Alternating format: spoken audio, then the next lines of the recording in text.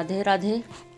देखिए अब आने वाली है मोक्षदा एकादशी, जो मार्गशीर्ष के शुक्ल पक्ष की एकादशी है। जैसे कि नाम से ही जानते हैं कि सबसे बड़ी एकादशी है, इसका नाम है मोक्षदा। इस एकादशी की कथा कुछ इस प्रकार से है। श्री युधिष्ठिर बोले भगवान से, हे श्री कृष्ण, आप सबको सुख देने वाले हैं, जगत के पति हैं, इसलिए मैं आपको नमस्कार करता हूँ। कृपया कर मेरा संशय दूर कीजिए। मार्गशीर्ष के माह के शुक्ल पक्ष की एकादशी का नाम क्या है और उस दिन कौन से देवता की पूजा की जाती है, उसकी विधि क्या है? हे भगवान, मेरे इन प्रश्नों का उत्तर देकर मेरे संदेह को दूर कीजिए। श्री भगवान कृष्ण जी बोले, हे राजन, आपने अत्यंत उत्तम प्रश्न किया है। आप ध्यानपूर्वक सुनिए। मार्गशीर्ष के शुक्ल पक्ष की एकादशी का नाम मोक्षदा एकादशी है। इस दिन दामोदर भगवान की पूजा की जाती है। अब मैं एक कथा जो पुराणों में है उसे कह देता हूँ। इस एकादशी के व्रत के प्रभाव से नरक में गए हुए माता पिता और पुत्र को भी स्वर्ग की प्राप्ति होती है। आप इसे ध्यानपूर्वक सुनिए। प्राचीन गोकुल नगर में वैशामक नाम का एक राजा राज्य करता था। उसके राज्य में चारों वेदों के ज्ञाता ब्राह्मण रहते थे। रात्रि को एक दिन स्वप्न में राजा ने अपने पिता को नरक में पड़े हुए देखा। उनको स्वप्न पर बड़ा आश्चर्य हुआ। प्रातःकाल होते ही वह ब्राह्मणों के सामने अपनी उस स्वप्न कथा को कहने लगे। हे ब्राह्मणों, रात्रि को मैंने ऐसा अपने पिता को नरक में पड़े देखा है।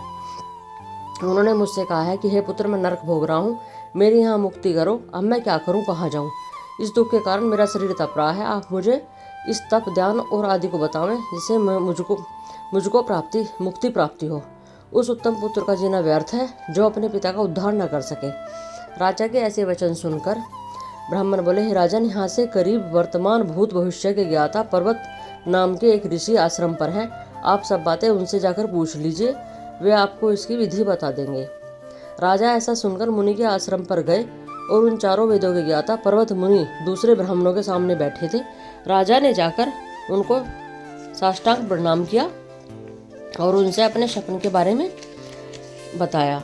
हे ऋषि, आपकी कृपा से मेरे राज्य में सब कुशल हैं, परंतु मेरे मन में अशांति है, उसका कुछ उपाय कीजिए। ऐसा सुनकर पर्वत मुनि ने एक मुहूर्त के कारण नेत्र बंद कर लिए और भूत भविष्य का विचारने लगे। हे राजन, मैंने योग बल के द्वारा तुम्हारे पिता के समस्त कुकर्मों का ज्ञान प्राप्त कर लिया है। उन्होंने पूर्व जन्म में कामातुर होकर शोध के कहने पर एक स्त्री को ऋतुदान मांगने पर भी नहीं दिया था। उसी पाप कर्म के फल से तुम्हारे पिता को नरक में जाना पड़ा है। तब राजा बोला, हे भगवान, मेरे पिताजी का उद्धार हेतु आप कोई उपाय बताइए। तब पर्वत ऋषि ने उन्हें मार्गशीर्ष के माह में शुक्ल पक्ष की में जो एकादशी होती है, उस एकादशी को आप उपवास रखें। उस उपवास के पुण्य को अपने पिता हेतु संकल्प में छोड़ दें। उस एकादशी के पुण्य के प्रभाव से अवश्य ही तुम्हारे पिता इस पाप से मुक्त हो जाएंगे।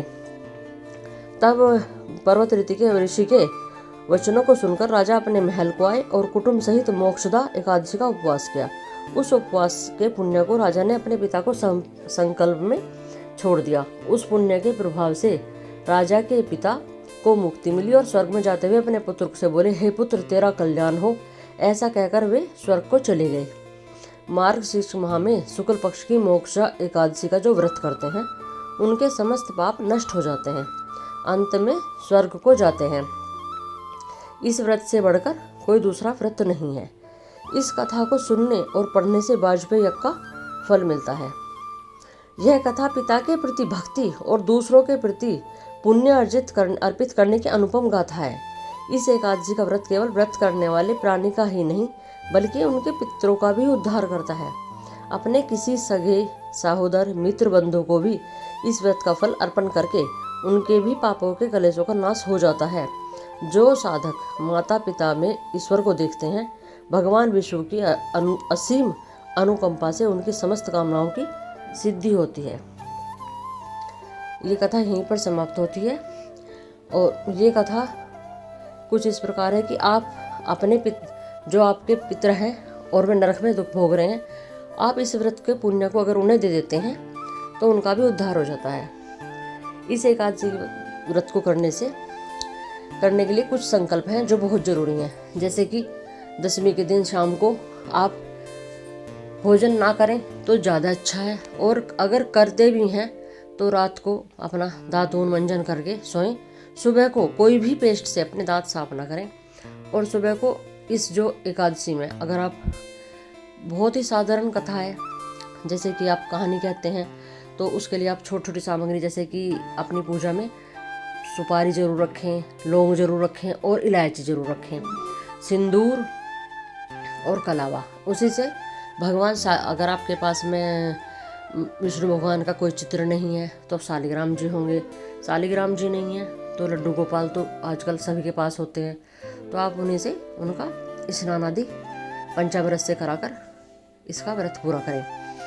और हाँ एक बात, अगर आप कोई अचूक उपाय करना चाहते हैं तो आप एक पान का पत्ता ले लें, उसमें 2 लौंग, 2 सुपारी रख के और 2 इलायची रख कर उस पान के बीड़े को आप अपने जो कान्हा जी हैं उनके चरणों में अर्पित करें। इससे बहुत ही बड़ा पुण्य मिलता है और ये महा उपाय है, सभी की मनोकामना पूर्ण होती हैं। तो ये कथा कुछ इस प्रकार से, और बहुत ही आसानी से आप एकादशी का व्रत कर सकते हैं, लेकिन ये एकादशी पूरे साल की सबसे श्रेष्ठ एकादशियों में मानी जाती है। देखिए कथा आपको पसंद आई हो तो आप इस कथा को ज़रूर सुने और सभी को सुनाएं। ये कथा बहुत ही आसान है, बहुत ही साधारण है। मेरा सुनाने का तरीका अच्छा लगा हो तो प्लीज़ कमेंट में लिखें। राधे राधे। ये देखिए मेरे सारा परिवार अपने लड्डू गोपाल का तैयार हो गया, राधा रानी भी, और मैं अब इनकी पूजा कर लूँगी जो मेरी नियमित पूजा है। मैं बस कुछ इसी प्रकार से बिल्कुल साधारण तरीके से करती हूँ। सर्दी हो गई है, अपने लड्डू गोपाल को गुनगुने पानी में नहलाएं, कपड़े वपड़े पहना कर रखें अच्छे ढंग से। युगल सरकार को भी आप शॉल कार्डिगन पहनाएं।